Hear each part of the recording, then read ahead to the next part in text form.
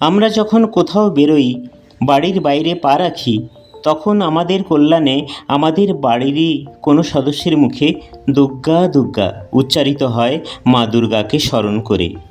এটা একটা প্রচলিত রীতি, যা বহুকাল ধরে বাংলার ঘরে ঘরে চলে আসছে।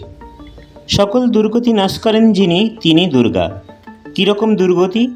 শাস্ত্রমতে দৈত্যভীতি, মহাবিঘ্ন, ভববন্ধ, শোক, দুঃখ, নরক, যমদণ্ড, মহাভয়, অতিরোগ প্রভৃতি নাশ করেন দেবী।